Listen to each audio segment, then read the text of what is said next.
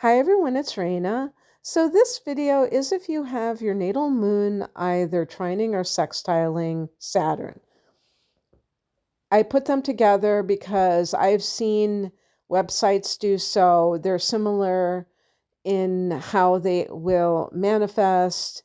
They're both harmonious angles, so it makes sense to put them together because the themes are going to be very similar.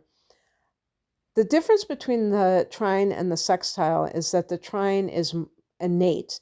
So the person, it automatically tends to do those things, whatever two planets are trining one another.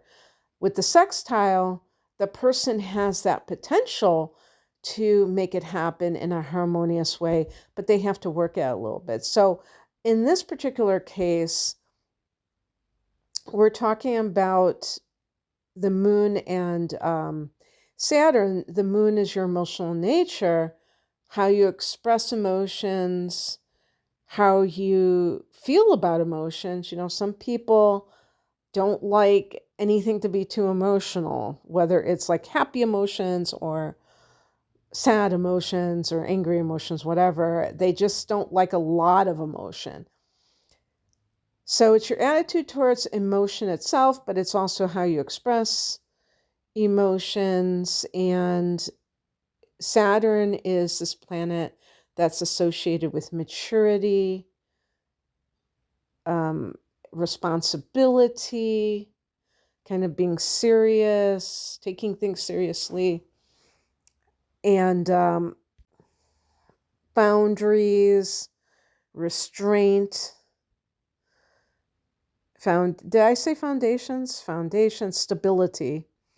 So first and foremost, that when you think about these two cooperative angles, the trine and the sextile between the moon and Saturn, you're going to be talking about either what is currently happening or the potential for emotional maturity.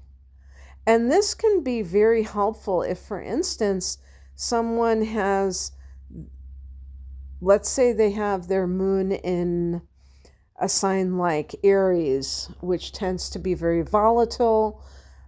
You could say kind of childish. And by the way, when I say that, it's not to put down people with the moon in Aries and say, you're childish. It's to say that you could also say childlike. There is a difference between childish and childlike. Childlike is more positive. When I'm saying childish is because people with the moon in Aries, in general, not 100% of the time, because it can get modified, but they tend to have a very spontaneous reactivity. And because of this, it's unfiltered, it's untamed, and it's like a volcano that, blows up. Maybe 5 minutes later, they're fine. But the people around them might not be fine. The people around them may be, rattled, disgusted, whatever. But it can also manifest in a positive way if you have the moon in Aries, and you might be very enthusiastic about life and very creative and playful. So it's not like it's just a bad thing, but it's challenging when it comes to an emotion like anger. So if you have a trine with Saturn, it might make you less reactive because Saturn can be about delays. So you may have a little bit more restraint. And even though you're royally pissed off, you might be able to reel it in. That would be amazing if you could have that. So anyway, that's just one example.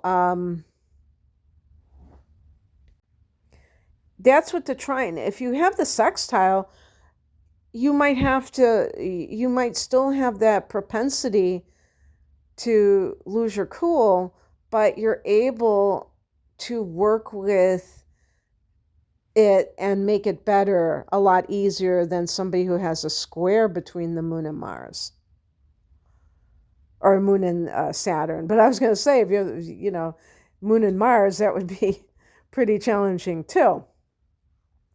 So, because the moon is how we express ourselves emotionally, sometimes people give the impression of not being emotionally stable. They tend to fall apart when things don't go their way, or they're facing stress. People with this combination, and I'm speaking now of the trine, but like I said, you can see it with both of these angles. But specifically with the trine, this sort of person demonstrates the ability to be very calm, maybe calm under pressure. And if something isn't going their way, to meet it with patience and not lose their cool. It also can make someone a natural caretaker. And this is because these are people who show that they care, rather than, the person who puts on some kind of grand display of it. But when push comes to shove, when it's really needed by somebody to be taken care of, the person that is mature, and I would even go as far as saying dependable, is the person that you can count on. There's also an element of being resourceful that these people have, and the way that it can play out is that they are very independent individuals.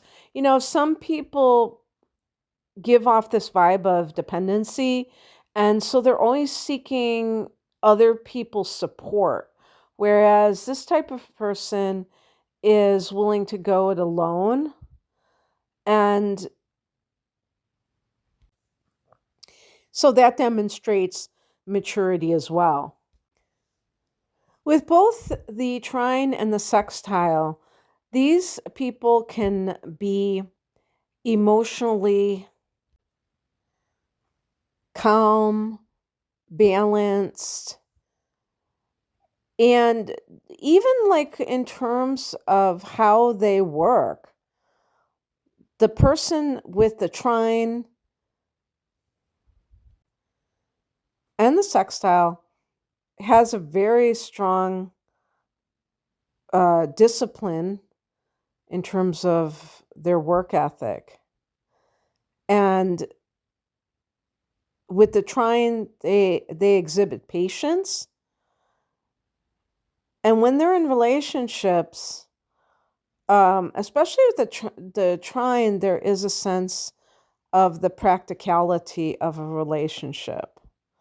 So with the sextile, that's an example of when it has more fluidity.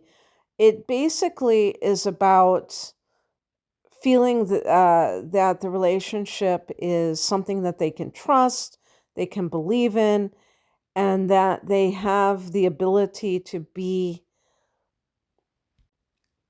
a trustworthy participant in the relationship. So and I would say, obviously this is going to be true for both, is that because of this emotional maturity, that other people probably have that kind of respect for such an individual. This is why I think it's so important to look at all of the elements of, like beyond just like what moon sign you have or sun sign, because if you look at the aspects, it's like another layer of the onion. You see what houses that they're falling in. That's another layer as well. And it can really balance out somebody, for instance, who has the moon in Gemini. I tend to think of people with the moon in Gemini as rather fickle, where they can easily, form an emotional attachment to somebody else. But I'm using the word attachment very loosely because it really isn't. It's really kind of like a bee jumping from one flower to the next. There's that sense of novelty that the moon and Gemini person may really favor.